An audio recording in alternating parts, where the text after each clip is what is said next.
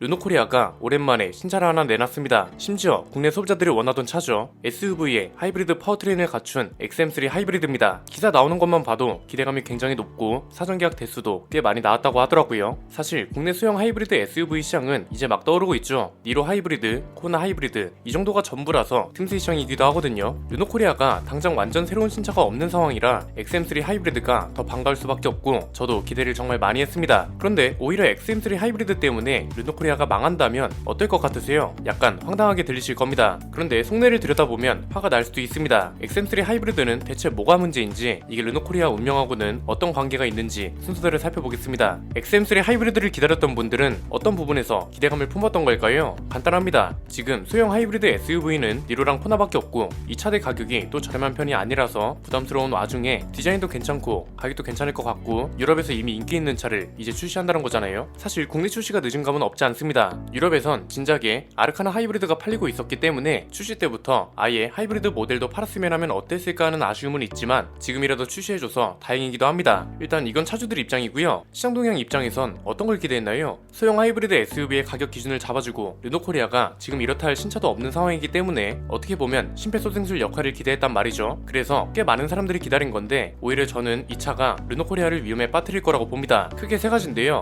첫 번째는 XM3 하이브리드의 경쟁력인데 자동차가 가져갈 수 있는 경쟁력은 너무 간단하죠. 가격 그리고 성능입니다. 그런데 XM3 하이브리드의 가격이나 성능을 보면 이게 진짜 맞나 싶습니다. 일단 가격만 한번 볼까요? 니로 하이브리드가 세대 교체되면서 크기가 커진 건 괜찮은데 가격도 많이 올랐다고 비판을 받았잖아요. 그런데 니로보다 XM3 하이브리드가 더 비쌉니다. 니로 하이브리드 가격을 보면 제일 낮은 트림, 그러니까 깡통 모델이 취득세 포함 2,800만원 정도입니다. 그리고 풀옵션 모델은 취득세 포함 3,960만원 정도 됩니다. XM3 하이브리드의 가격은 깡통 모델이 취득세 포함 3,500만원, 풀옵션 모델은 4,100만원 정도입니다. 가격 범위 자체가 XM3 하이브리드가 훨씬 높죠. 사람들이 가격 다음으로 보는 건 제형과 성능입니다. 크기 제형부터 볼까요? 니로 하이브리드는 길이가 4,420mm, 너비가 1,825mm, 높이는 1,545mm, 휠베이스는 2,720mm입니다. 그리고 XM3는 길이가 4,570mm, 너비가 1,820mm, 높이는 1,570mm, 휠베이스는 2,720mm입니다. 크기 제원 자체는 눈에 띄는 차이가 없습니다. 파워트레인 제원도 볼까요? 니로 하이브리드는 1.6L 자연흡기 가솔린 엔진하고 전기 모터가 맞물려서 104마력 14.7토크를 내고요. 변속기는 자동 6단, 연비는 리터당 19.1에서 20.8km입니다. XM3 하이브리드는 아직 국내 제원이 공개되지 않았습니다. 국내에 들어오는 게 1.6 가솔린 하이브리드거든요. 유럽에서 팔리고 있는 똑같은 차의 제원을 보면 1.6L 자연흡기 가솔린 엔진하고 전기 모터가 맞물려서 142마력 15.2토크를 내고 변속기는 6단 자동, 유럽 기준으로 연비는 리터당 20.8km입니다. 한국 기준으로 리터당 17.6km가 최고 연비인 걸로 알려졌습니다. 하이브리드 차인데 아직도 르노코리아가 공식적으로 연비를 공개하지 않았다는 것도 좀 의아하고요. 가격도 더 비싸고 크기 제어는 큰 차이가 없고 연비도 더 안 좋습니다. 하이브리드 차인데 엔진 출력이 좀 더 높다는 것 말고는 내세울 만한 장점이 없습니다. 경쟁력이 없다는 거죠. 두 번째는 우리가 기대했던 것 중에 그 어떠한 것 하나라도 제대로 충족하는 게 없다는 겁니다. 차 자체를 떠나서 현대기아차를 견제해줬으면 하는 마음도 분명 많았을 겁니다. 점유율을 보면 편차가 심하잖아요. 현대차 그룹이 국산차 중에 90%를 차지하고 있고 나머지 세 브랜드가 10%를 나눠먹고 있습니다. 그나마 쌍용차는 최근에 인수 절차가 끝나고 토레스를 시작으로 점유율을 회복 중입니다. 르노코리아랑 쉐보레는 뭐하고 있나 싶죠. 쌍용차보다 훨씬 규모도 큰 회사가 그리고 신차가 없지도 않은데 신차 출시도 적극적이지 않고 점유율이 4%도 안 되는 게 말이 되냐 이겁니다. 우리가 잘 구분해서 봐야 할 게 있습니다. 현대차 그룹을 다른 국산차 회사들을 견제해야 한다는 게 말리부 같은 차들이 그랜저만큼 팔리고 QM6 같은 차들이 소렌토만큼 팔리고 이래야만 꼭 현대차 그룹을 견제하는 게 아닙니다. 이건 견제가 아니라 아예 시장을 뺏어오는 건데 사실상 불가능하죠. 여기서 말하는 견제는 현대차 그룹이 긴장을 늦추지 않을 정도, 가격을 마음대로 올리지 못할 정도로 방어해주는 역할을 말하는 겁니다. 이건 점유율이 40%, 50% 이렇게 나와야 하는 게 아닙니다. 10%만 넘겨도 충분히 견제가 됩니다. 쉐보레가 한창 말리부로 잘 나가고 올란도랑 캡티바 같은 차들까지 잘 팔릴 당시에 점유율이 10%에서 15%를 왔다 갔다 했습니다. SM6가 협공하니까 현대차가 어떻게 했나요? 소나타 페이스리프트 시기를 앞당겨서 출시했죠.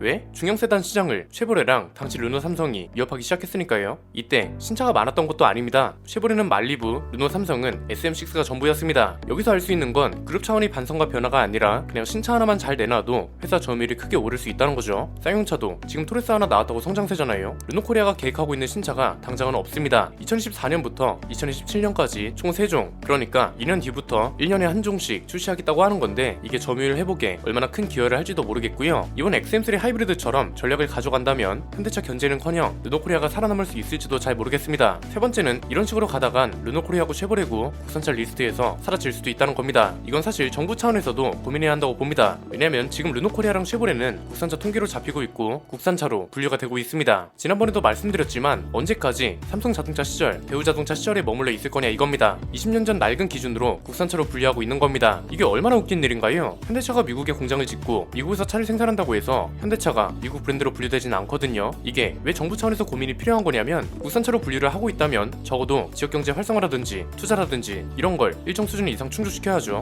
공장 생산성을 높이라고 하든지 국내에 투자를 어느 정도 해야 한다는 기준을 마련해 줘야 하고 그게 국내 기업이 할 일입니다. 그런데 이건 지금 신차도 부실해. 그렇다고 공장 생산성이 뛰어난 것도 아니야. 투자도 없어. 이런 회사를 국산차로 인정해 줘야 하냐 이거죠. 심지어 이제는 해외에서 생산된 차가 국내에 팔리는 사례가 점점 많아지고 있습니다. 순수 우리 자본으로 하는 기업과 외국 자본으로 운영하는 기업이 가장 큰 차이 중 하나가 한국 기업은 국내에서 의도적으로 회사를 망하게 하거나 외부적 요인으로 사업을 망치면 잘못하면 그룹 전체가 망합니다. 그런데 르노는 본사에 프랑스가 있잖아요. 이 사람들 경영 전략의 핵심은 자기네들이 전세계 곳곳에 공장을 지어놨잖아요. 이 공장들이 해당 지역 경제에 기여하는 것이 아니고 프랑스에 있는 르노 본사의 수익을 극대화해서 경영진들의 이익을 올리는 게 목표입니다. 그러니까 르노나 쉐보레 같은 회사들은 경쟁력을 가지고 살아나가기 위한 방법을 도모하기 위한 집단이 아니라 본사 이익을 극대화하는 방식, 예를 들어서 한국GM 테크니컬 센터에서 기술을 개발하면 이걸 미국 본사에서도 쓸 수 있으니까 기술 개발비 투자를 많이 하게 하는 거죠. 회사에 돈이 없을 때는 금리가 어떻든 간에 이자율을 유리하게 잡아서 국가 상대로 돈을 꾸고, 이러니까 한국지사는 적자를 보고 본사는 이런 결과물을 가져오면서 흑자를 보고, 이렇게 편차가 심해지고 있는 게 냉엄한 현실이라고요. 부품 원가도 비싸죠. 해외 본사도 마진을 남겨야 하니까 당연한 겁니다. 한국지사만 마진을 가져가는 거랑 본사까지 나눠 가져가는 건 차원이 당연히 다르고요. 이미 르노코리아 같은 회사들은 수입차 전력을 가져가고 있습니다. 이 와중에 국산차로 분류가 된다? 이거만큼 모순적인 게 어딨냐 이거죠. 그래서 저는 통계청이든 국토부든 어디든 르노랑 쉐보레도 이제는 수입차로 분류해야 한다는 논의와 실천을 할 때가 됐다고 보고요. 국산차로 계속 두고 싶으면 정부가 국산차 회사다운 투자와 활동을 요구해야 한다는 겁니다. 이게 바뀌지 않고 지속된다면 좋게 평가할 사람은 아무도 없습니다. 회사 차원에서도 마찬가지입니다. 국산차로 계속 밀고 간다? 그러면 국산차만큼 신차도 많이 들여오고 라인업도 늘려야죠. 그리고 경쟁력도 국산차 수준에 맞춰야죠. 토레스가 왜 흥행하고 있나요? 물량이 조금 부족해도 가격 범위를 굉장히 좋게 설정했거든요. 그런데 XM3 하이브리드는 가격이 좋은 것도 아니고 성능이 뛰어난 것도 아니고 그렇다고 물량이 많은 것도 아닙니다. 지금 사전 계약 대수가 4,000대를 넘었다고 하는데 올해 국내 판매 물량이 1,000대에 불과하다고 합니다. 10월부터 12월까지 고작 1,000대밖에 안 판다는 겁니다. 점유율 회복은커녕 판매량 순위에도 오를 수 없는 숫자입니다. 좀 심하게 말하면 XM3 하이브리드 같은 전략을 계속 쓰다 보면 르노코리아는 완전히 몰락할 수도 있다고 봅니다. 수입차라면 이 정도면 됩니다. 그런데 국산차라면 이 정도로는 부족하다는 겁니다. 오늘 내용은 여기까지입니다. 내용이 유익하셨다면 구독과 좋아요, 알림 설정 부탁드립니다. 저는 김승현 안PD의 스포일러 안PD였습니다. 감사합니다.